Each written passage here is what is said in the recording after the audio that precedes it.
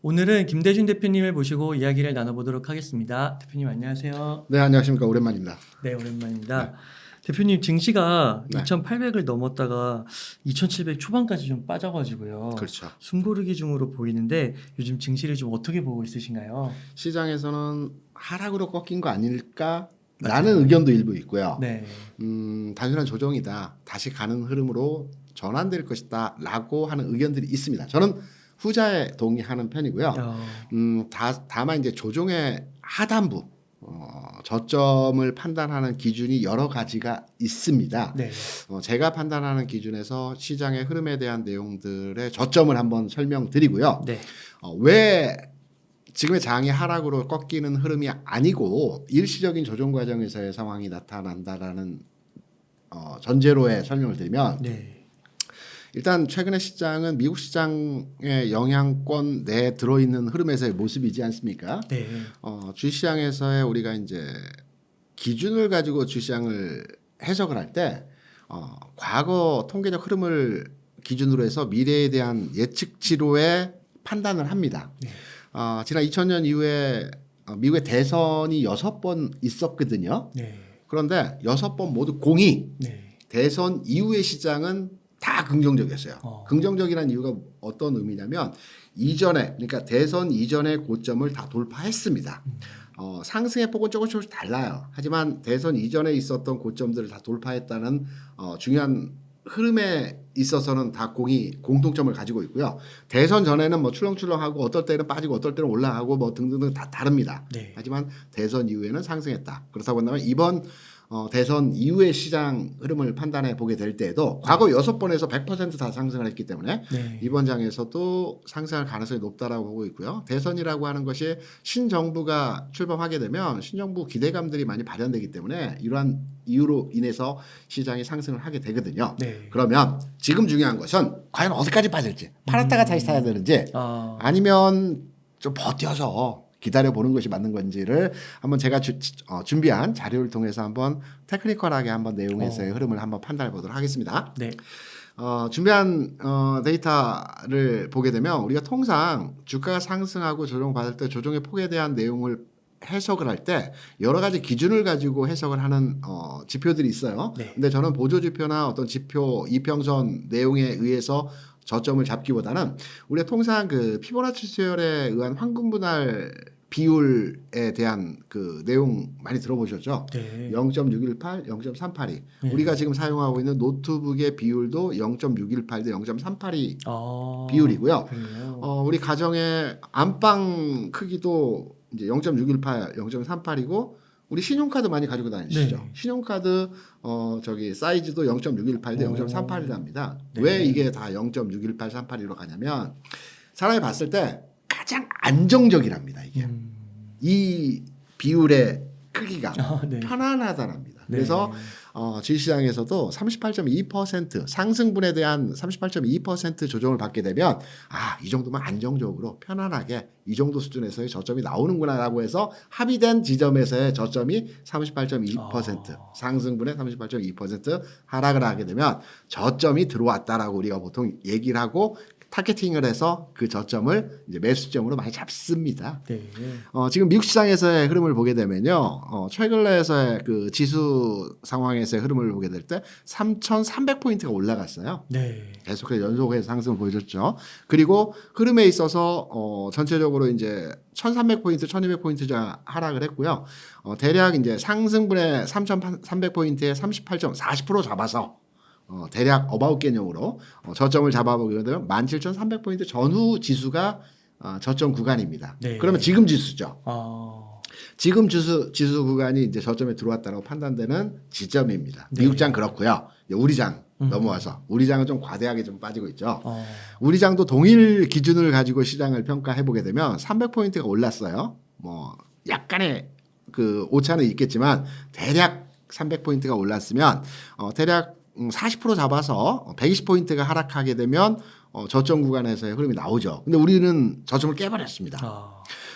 2780 정도 수준. 그러니까 이 고점을 2900이라고 대략적으로 우리가 지점을 판단해 보게 되면 2780포인트 수준이 저점이거든요. 네. 40% 하락한 지점이거든요.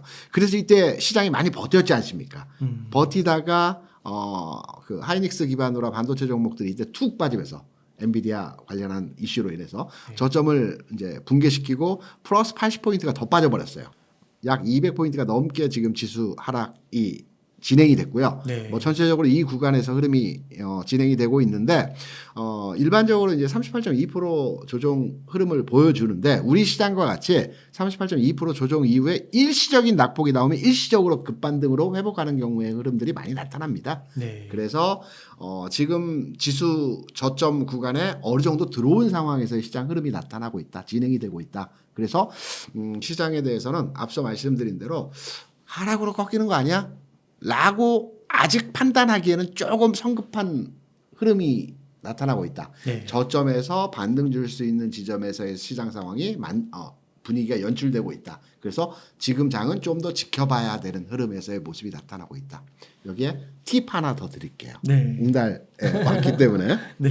그러면 여기서 이제 추가 질문이 나올 수가 있는 부분이 뭐냐면 그래 조정은 그래 뭐 지금까지의 흐름에서 38.2%에 대한 조정폭이 나왔다고 판단을 하게 되면 조정 이후에 반등이 나오는데 이 반등은 어디까지 줄지에 대한 내용이죠. 네. 이거 중요하지 않죠. 네. 왜? 지금까지 지나온 흐름이 아니고 앞으로 있을 내용이기 때문에 더더욱 중요하겠죠. 네. 통상 시장에서 한 40% 조정받고 리바운딩이 나올 때 반등은 하락폭의 50% 반등을 줍니다. 그러니까 V자로 급반등을 주면서 이전 고점 돌파하면서 시장이 계속해서 올라가면 좋겠지만 이러한 장은 거의 없어요. 그러니까 V자 반등 같은 경우는 주가가 계속해서 빠지다가 투매가 일어나면서 신용 물량 해소되는 과정에서 V자로 반등 줄 때는 급격 반등이 나타나는데 추세가 상승해서 일정 조정을 받는 과정에서 반등 줄 때는 하락의 50%. 이 정도 수준에서의 반등을 준다라고 판단되기 때문에 미국 시장 기준으로 해서는 18,000포인트. 네. 우리 시장 기준으로 해서는 2,800포인트. 전후 지수가 반등의 목표점입니다. 그리고 나서는 시장이 기간 조정을 거칠지 아니면 여기서 또 왔다 갔다 하면서 저점을 깰 수도 있고 뭐 흐름의 전환이 나타날 수도 있고 여기서는 이제 이후 시장을 판단해야 되겠죠. 그래서 네. 제가 팁으로 하나 더 말씀드리는 부분은 반등 목표치까지 판단해서 설명을 드렸습니다. 그렇군요. 네, 걱정하지 않으셔도 됩니다. 시장에 대해서. 네. 그러면은 2,800까지 올라간 다음에 네. 그때의 상황을 또 봐야 되는 걸까요? 그렇죠. 근데 저는 예단해서 말씀을 드리면 통상적으로 시장은 이런 패턴의 흐름들이 나타나요. 급락하고요. 네. 급등하고요. 네. 완만한 기간 조정을 거칩니다. 그리고 상방 턴합니다. 그러면 최근 상황에서 급락했죠. 급반등 일시적으로 나왔지 않습니까? 왜냐하면 최근 저점이 거의 2,700까지 훼손하는 네. 지점에서의 시장 상황에서 흐름이 급락 나왔고 또 지난 금요일 월요일 급반등 나왔지 않습니까? 네. 2,780까지 아마 급반등이 나온 것 같아요. 2,800까지는 못 찍었지만 네. 거의 근사치 가격까지 올라왔거든요. 네. 그럼 지금부터는 완만한 기간화 과정에서의 그 흘러내리는 지점에서의 흐름이 나타날 거고요. 상방 턴오버 이거는 다음 주. 그러니까 이번 주 구간에서는 오르내림 과정 반복된 상황 하에서 다음 주 정도에서 상방 턴하는 흐름의 시장이 나타날 것이다. 주식은 상방 턴할 때 사는 겁니다. 흔들흔들 할 때 사는 게 아니고요. 네. 왜냐하면 흔들흔들 하다가 하락으로 전환될 수도 있거든요. 네. 우리가 보통 흔히 시장에서는 쌍바닥, 이중바닥, 두 번의 바닥을 찍을 때 두 번째 바닥에 사라 이런 얘기들 많이 하는데 이게 그러한 패턴입니다. 급락, 급등, 완만한 기간 조정, 상방턴. 이 흐름에서 상방턴 지점에서 주식을 사면 된다. 다음 주 주초 흐름에서 상방턴을 하게 되면 이 지점이 주식을 사는 지점에서의 흐름이 될 것이다. 팁 2개나 드렸습니다. 네. 감사합니다. 네. 그 지금 혹시 그 거시경제 네. 이슈들이 되게 많잖아요. 아주 많죠. 뭐 이 금리도 그렇고 미국 대선도 그렇고요. 네. 혹시 뭐 지금 좀 주목해보고 계신 그런 지표나 신호 같은 게 있으실까요? 굉장히 핵심을 찌르는 질문이셨어요. 네. 왜냐하면 지금 시장에 아주 중요한 네. 아주를 제가 4번 붙였습니다. 네. 제 표는 이번 주에 발표되는 BOJ 결정과 관련된 내용입니다.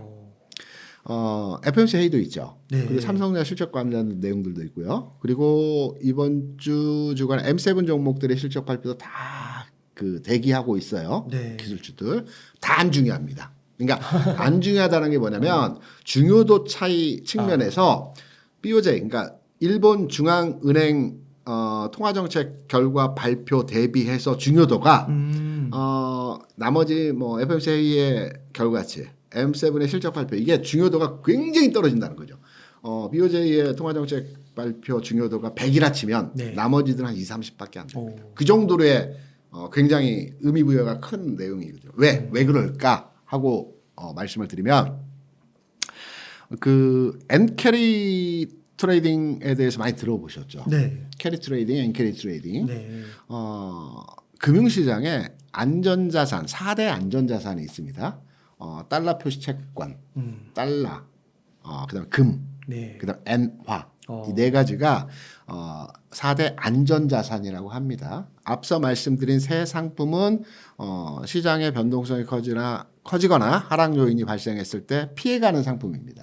네 번째 엔화 같은 경우는 변동성이 작죠. 엔화 일본 같은 경우는 지난 20년 넘게 초저금리, 초저물가 수준을 유지했기 때문에 플랫하게 그 금리가 움직였어요. 환율은 조금씩 움직였지만 금리 자체는 제로 포인트 수준에서 계속 유지가 됐어요. 네. 그래서 이 제로 포인트 유지되는 금리를 이용해서 수익률을 만들어내는 자금들이 몰려요. 이게 캐리 트레이딩이거든요. 과거에 2005년, 6년, 7년 이때에는 일본 그 엔화의 그 일본에 투자해서 일본의 저금리 대비 그때도 제로 포인트 수준에서 금리였기 때문에 그 당시에는 호주 금리가 5% 수준이었어요. 왜냐하면 2000년 초중반에는 전 세계 경기가 흥행이었기 때문에 원자재 생산 국가인 호주에 인플레이션이 작동했고 인플레이션 작동으로 인해서 금리가 5% 수준을 유지했거든요. 그래서 일본과 호주의 금리 차가 대략 한 5% 제로와 5%였기 때문에 무위험으로 이 5%에 대한 수익을 차지하는 형태로의 엔캐리 트레이딩이 진행이 됐어요. 네. 지금은 호주 금리가 대상 상품이 아니고요. 미국 금리입니다. 일본 같은 경우는 뭐 지난 3월인가 4월에 아마 금리 인상 진행하면서 그래도 지금 현재 제로 수준에서의 금리입니다. 네. 일본의 그 금리 대비해서 미국의 금리가 최근 4.3% 수준에서 계속 유지되고 있어요. 그래서 와타나베 부인이라고 많이 들어보셨죠? 네. 이게 이제 그 통화 상품 중심으로 해서 호주와 일본의 그 금리 차를 이용한 무위험 수익을 가져가는 이제 보통의 일본의 가장 많은 성씨가 와타나베라고 합니다. 그래서 우리나라 김씨 부인처럼 그렇게 모든 일본의 주부들이 그런 투자 상품으로 운영을 한다라고 해서 와타나베 부인이라고 하는데 지금은 미국의 금리 차를 이용한 그 운용을 많이 하는데 이 규모가 어느 정도이냐면 네. 20조 달러입니다. 와. 감이 잘 안 오시죠? 네. 그러니까 뭐 20조 달러이면 2경이 넘겠죠. 2경. 뭐 네. 2.6경 정도 되겠죠. 네. 우리 돈으로 따지면. 근데 그럼에도 불구하고 감이 안 와요. 뭐 규모는 크다는 건 알겠어요. 미국에서 미 재무부에서 발행한 채권의 전체 규모가 얼마 정도 될 것 같습니까? 감도 안 오는데요. 안 오죠. 24조 달러입니다. 그러니까 미국에서 어마어마한 채권을 발행을 했고 그 규모가 24조 달러인데 네. 지금 엔캐리 트레이딩 쪽으로 몰린 자산이 2조 달러라면 이거는 어마어마 무시무시하고요. 거의 얼추 비슷한 거네요. 네네. 이게 와. 터지면 네. 핵폭탄급 시장을 위협하는 요인이 될 가능성이 큽니다. 2008년에 금융위기가 있었지 않습니까? 네. 우리는 흔히 서프라임 모기지론의 붕괴로 따라서 은행들이 파산했고 미국 경제가 휘청했다라고 얘기하는데 그 이전에 서프라임 모기지가 부실이 발생을 하고 이게 터지는 과정까지의 흐름은 엔캐리 트레이딩 때문에 그랬어요. 여기다 몰렸던 자금이 금리와 환율이 순식간에 변화하면서 이 자금이 순식간에 빠져나가면서 연쇄적으로 계속 두들렸거든요. 자산 시장을 두드리면서 이게 이제 미국의 부동산 시장까지 영향을 줬고 그러면서 제일 하단급에 있는 서프라임 상품들부터 이제 무너지고 은행까지 무너지고 경제가 휘청했던 겁니다. 근데 지금은 그 당시에는 금액이 이 정도까지 크지 않았는데 지금은 엄청나게 크죠.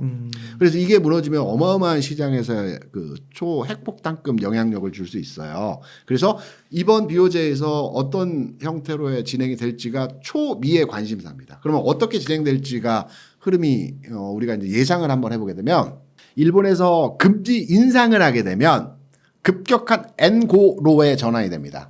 그러면 돈이 쫙 빠져나갑니다. 네. 물론 시장에서는 일본에서 이번에 금리 인상할 가능성이 굉장히 낮다라고 얘기를 해요. 그래서 엔고로에 지금까지 엔저였죠. 계속 162엔까지 엔저로 네. 움직였지 않습니까? 그러면서 151엔까지 떨어졌다가 지금 153엔입니다. 엔고로 가게 되면 그러니까 금융시장은 안정적인 건 좋아해요. 상승 요인이에요. 근데 급격하게 움직이는 거는 굉장히 싫어합니다. 금융시장은. 돈이 빠져나가 버려요. 위험하기 때문에. 엔고이든 엔저이든 급격하게 금리를 올리기면 변화할 수 있기 때문에 돈이 빠져나가요. 또 금리 인상 가능성이 굉장히 적어요. 또는 일본 중앙은행이 일본 국채 매입 규모를 줄인다고 해요. 네. 일정 부분 줄이는 건 시장에 영향을 주지 않습니다. 근데 지금 국채 매입을 하고 있는 규모 측면에서 반절 이상을 줄이게 되면 또 환율에 대해서 급격하게 움직임이 진행될 수 있어요. 그러니까 내일 발표되는 일본 중앙은행의 통화정책 발표 내용이 앞으로의 시장에 영향을 지대하게 줄 수 있는 내용이기 때문에 지금 우리가 FOMC보다도 M7의 실적보다도 일본 중앙은행에서 발표되는 금리 인상은 가능성이 적기 때문에 인상을 안 할 것 같고요. 국채 매입 규모 축소에 대한 비중이 어느 정도 될지 네. 요거를 판단하셔야 되는 겁니다. 시장에 가장 좋은 것은 150엔에서 160엔 사이에서만 움직이면 주시장이 좋습니다. 네. 이러면 상승할 수 있는 여지예요. 그런데 갑자기 매입 규모를 어마어마하게 줄여버린다든가 뭐 등등의 이상한 발표를 하게 되면 시장이 출렁이겠죠. 그럼 돈이 쫙 빠져나가면서 계속 두드립니다. 옆에 있는 상품들을. 네. 이게 가장 중요한 핵심적인 이슈이기 때문에 이 부분을 체크하셔야 됩니다. 그러면은 엔화가 좀 영향을 많이 미칠까요? 그 엔화가 요즘 보니까 네. 엔저 현상이 조금 덜해지는 것 같긴 하더라고요. 162엔 갔다가 네. 153엔까지 왔는데요. 국내 그러니까 원화로 따져보면 850원까지 갔다가 지금 900원 왔어요. 네. 900 오늘 종가가 902원인가 아마 900원 전후입니다. 800 그러니까 이전에 연초에서는 980원이었다가 850원까지 떨어졌어요. 그랬다가 최근에 900원까지 올라왔습니다. 그러니까 굉장히 큰 폭이에요. 그러니까 100원, 50원이 막 왔다 갔다 하지 않습니까? 네. 우리 원달러 기준으로 판단해보고 해도 100원이나 150원이 왔다 갔다 하는 겁니다. 네. 그러면 엄청나게 시장에 영향을 줄 수 있는 내용이거든요. 최근에 그래서 엔화가 이렇게 크게 움직이고 있어요. 그러니까 이 부분이 안정화가 돼야 됩니다. 네. 금융시장은 항상 우리가 이제 주식 투자를 할 때 우리는 변동성을 좋아하지 않습니까? 왜냐하면 상한가 치거나 급락하고 급등 나오거나 이런 거 좋아. 그러니까 리스크를 좋아하거든요. 개인 투자자 저 포함해서. 그런데 네. 네, 큰 자산들, 헤지펀드나 돈이 많은 자산들은 위험을 철저하게 배제합니다. 그들의 첫 번째 투자 관점에서의 첫 번째는 위험 회피가 첫 번째고요. 두 번째가 수익률입니다. 그래서 변동성이 큰 시장을 좋아하지 않습니다. 돈을 빼버립니다. 네. 그래서 변동성을 싫어하는 거고 변동성이 나오게 되면 시장에 악영향을 줄 수 있는 내용이라고 해석할 수 있는 지점의 내용 흐름이죠. 아 그렇군요. 그러면 이러한 시점 속에서 네. 아까 앞서서는 일시적인 조정이라고 하셨고 네네. 이제 앞으로 또 다시 올라갈 수 있다 말씀해 주셨잖아요. 네네. 그럼 지금 시점에서 주식 투자를 어떻게 하면 좋을까요? 제가 이제 큰 틀에서 얼개를 이렇게 짜드렸죠. 11월 이후에 시장은 좋아질 것이다. 다만 지금 장에서의 시장 흐름은 여러 가지 변수가 상존해 있죠. 가장 큰 변수는 일본 중앙은행의 통화정책 발표, 그 다음에 중요한 것은 FOMC 회의, 그 다음에 중요한 것은 M7의 실적 발표, 뭐 등등등등등등등 이번 주 구간에서 많은 시장에 영향을 줄 수 있는 내용들이 현재 대기하고 있습니다. 그러면 투자 전략 측면에서 본다면 짧게 본다면 관망입니다. 주식을 사지도 팔지도 않아야 됩니다. 왜? 팔지 않아야 되는 것은 시장의 하락으로 전환되는 시그널이 아직 안 나왔어요. 네. 사면 안 되는 것은 아직 시장에 마찬가지로 상승 시그널, 하락할 수 있는 여지에서의 상황이 확인되지 않았어요. 그러니까 하락으로 전환 가능성도 있습니다. 네. 그래서 사지 않아야 되는 거거든요. 그러니까 이번 주 구간은 관망이고요. 다음 주 구간에 있어서 시장이 상승으로 전환한다. 따라가면 됩니다. 간단합니다. 네. 그래서 투자 전략 측면에서 주식을 어떻게 대응해야 되느냐에 대한 질문을 주시면 보유 종목 홀딩입니다. 네. 추가 매수 기다려야 됩니다. 아.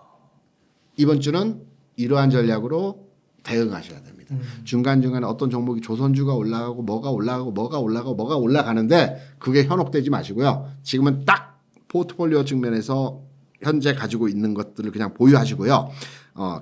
보유하는 측면에서 이거는 지켜주셔야 돼요. 우리가 오늘 최근에 이제 주시장이 빠지면서 불안하죠. 네. 왜 불안할까요? 바꿔서 말씀을 드릴게요. 네.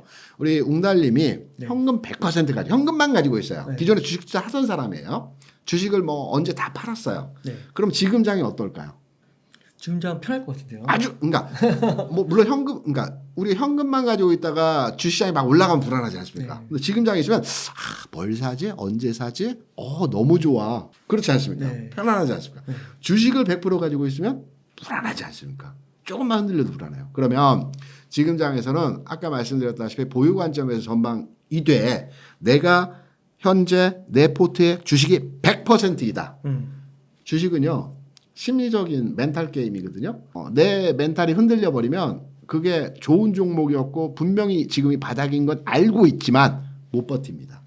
그래서 지금 투자 전략 측면에서는 보유지만 내 매매 관점에서의 전략은 현금이 하나도 없다. 그러면 저는 내 주식이 지금 바닥이고 내일부터는 올라갈 것 같아 라고 판단되더라도 한 20% 정도 현금을 마련해야 돼. 그게 가격이 얼마 이건 간에 중요하지 않습니다. 왜냐하면 10,000원에 팔고 1,500원에 다시 사면 됩니다. 또는 11,000원에 다시 사면 됩니다. 10% 갭이 있다 하더라도 20%에 대해서만큼은. 네. 이게 심리적인 그 안정이거든요. 편안한 거. 100% 가지고 있으면 너무 편안하고 네. 20%만이라도 가지고 있다라면 시장을 대응하고 대처하는데 굉장히 유연해질 겁니다. 100% 주식보다. 네. 그래서 현금이 좀 필요하다라는 관점, 계좌 관점으로 접근해 보면. 네. 그러면 다음 주에 네. 여러 가지를 고려했을 때 네. 상승으로 턴을 한 거예요. 그 네. 신호를 포착했습니다. 네. 그럼 그때는 어떤 sek터 또는 기업을 보면 좋을까요? 이거는 조금 깊이 들어가야 되는데요. 네. 중요한 포인트니까 제가 설명을 드릴게요. 네. 제가 이제 준비한 자료를 쭉쭉쭉 한번 설명드리겠습니다. 네. 열심히 정리했기 때문에 한번 말씀을 드리고 가야 되지 않습니까? 아까 말로 다 말씀. 시장은 지금 보시는 그림은 이제 미국의 나스닥 차트인데요. 전체적인 큰 추세에서의 틀은 살아 있다라고 판단되거든요. 상승 추세가 왜 우리가 상승 추세 상승 N자형이라고 하지 않습니까? 상승 N자형을 훼손시키기 위해서는 여기를 깨야 됩니다. 이게 16,000 뭐 한 200-300포인트 됩니다. 여기 깨기는 아직 멀었죠. 네. 그렇기 때문에 상승 추세가 유지되고 있다라고 이해하시면 될 것 같고요. 짧게 넘어가고 그리고 뭘 사야 되는가라고 제가 말씀을 드리면 이겁니다. 시장은요. 제가 한 25년 주시장에 있었고요. 현업에 있으면서 많은 투자자들과 소통했고요. 또 기관이나 외국인들과도 뭐 서로 주문도 받고 주문도 주고 뭐 등등등 많이 이들의 매매 스타일에 대해서도 의견 교환을 했는데 변하지 않는 불변의 법칙이 있어요. 시장은 항상 일정한 법칙을 가지고 움직입니다. 네. 제가 지금부터 그걸 말씀드릴게요. 뭘 사는지도 여기에 답이 나와 있어요. 네. 이게 이제 이 선을 지수라고 우리가 예상 이제 생각을 하고 접근하시면 됩니다. 지수가 막 빠질 때는 답이 없어요. 네. 주식을 먼저 팔고 그냥 현금 가지고 기다리는 수밖에 없습니다. 네. 이 과정에서 테마주들이 막 움직여. 초전도테 뭐 그동안 안 움직여도 이상한 테마들이 막 쭉쭉쭉쭉 올라갑니다. 현혹시킵니다. 나 쪽으로 돈 몰려 하면서 움직이는데 이때는 답이 없이 테마주만 중간중간 뭐 흐름을 가지고 시장에서 반짝반짝 움직입니다. 시장이 아주 나빠지는 않고요.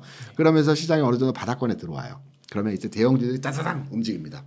바닥 찍고 대형주가 이제 가나보다 라고 판단해서 대형주를 사게 되면 하루 이틀 오르고 옆으로 또 흘러내립니다.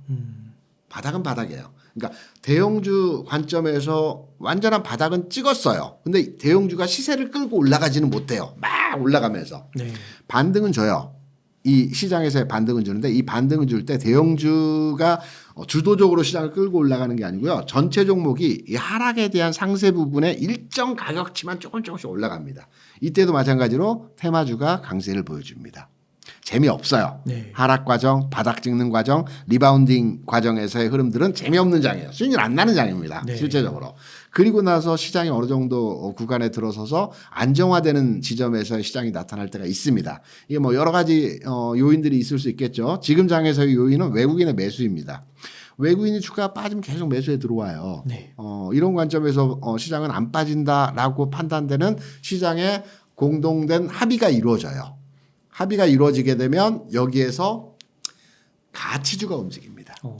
가치주가 무엇이냐? 우리가 이제 가치주 성장주 개념을 잘 이해를 정확히 못하고 계시기 때문에 제가 말씀을 드리면 가치주는 통상적으로 기업이 영업 활동을 하면서 꾸준하게 돈을 많든 적든 벌고 있는 기업입니다. 통상 조선, 건설, 유통, 자동차 이런 게 이제 가치주 섹터입니다. 계속 돈을 벌죠. 계속 법니다.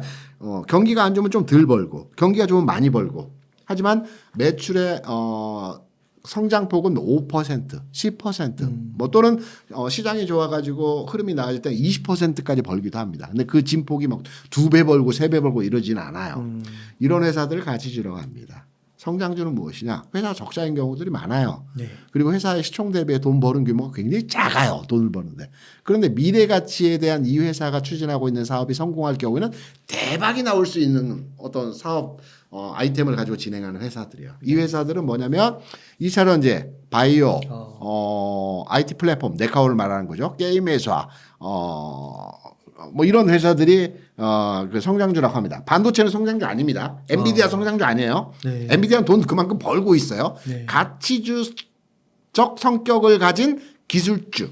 엔비디아는 영업이익률이 80% 가까이 되면서 돈을 많이 벌고 있지 않습니까? 회사 규모 대비해서. 그러면 성장주라고 안 하는 겁니다. 성장하고 있는 회사를 성장주라고 하는 것도 아닙니다. 미래 가능성을 가지고 있는 성장주거든요. 그러면 여기서 이제 설명을 다시 아까 얘기로 들어가서 가치주가 이제 시장이 안정화됐을 때 움직이는 이유는 뭐냐면 주가 이렇게 하락하고 반등 줬지 않습니까? 이 하락 과정에서 많은 종목에 대해서 손실을 많이 봤어요. 그렇기 때문에 시장이 안정화됐을 때 그래 주식시장은 돈 버는 회사가 최고야. 그냥 안정적으로 회사가 매출이 일어나고 있는 회사들 그리고 수출이 잘 되고 있는 회사들 이 회사에 투자를 해야 돼. 그래서 최근에 움직인 회사들이 수출 잘 되고 있는 화장품, 방산, 전력기기, 음식료. 이 수출 잘 되고 실적이 나오고 이런 회사들의 주가가 최근까지 연초부터 좋았죠.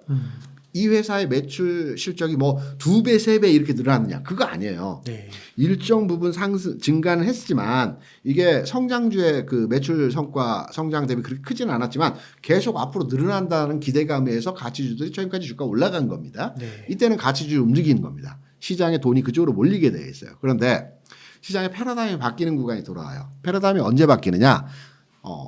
신고가, 지수가 신고가 돌파할 때. 네.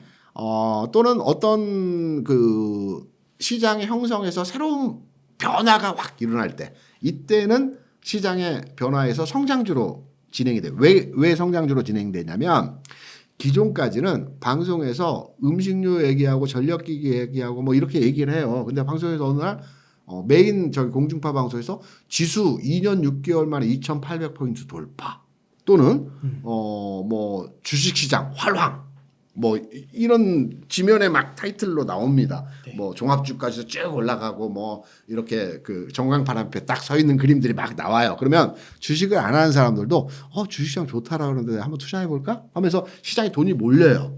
그런 과정에서 성장주. 그러니까 돈이 몰리게 되면 유동성 장세, 금융 장세에서는 성장주가 움직이거든요. 돈이 많아지면 성장주가 움직입니다. 그리고 주식시장에 대한 리스크를 가져가려고 하는 투자 습관으로 진행이 되기 때문에 이때 성장주들이 움직이는 거예요. 그래서 지금은 2,800포인트를 2년 6개월 만에 돌파했지 않습니까? 최근에. 이런 과정에서 시장의 패러다임이 바뀌고 있어요. 그래서 성장주가 움직일 수 있는 시장이 되고 있기 때문에 앞으로 투자를 하신다라면 앞으로 시장이 다음 주 구간에서 상방 턴하는 과정으로 진행이 된다라고 하면 성장주를 사야 됩니다. 말씀드렸죠 아까 2차 전지 바이오, 그 다음에 로봇도 들어가고요. 그 다음에 IT 플랫폼 네카오, 게임주. 이게 성장주입니다. 이걸 사야 됩니다. 이걸. 네. 이거 내에서 이제 종목 선멸화가 되겠지만 요 종목 중심으로 해서 앞으로의 시장이 상승한다라는 전제로의 시장을 평가해 보게 되면 네. 지수가 뭐 다시 2,800, 900 돌파하는 흐름들이 나타나겠죠. 그럼 이때 성장주들이 아주 세게 갑니다. 세게. 네. 지금은 보폭을 조금씩 움직이고 있는 진행이고 이쪽을 사면 됩니다. 아, 네. 감사합니다.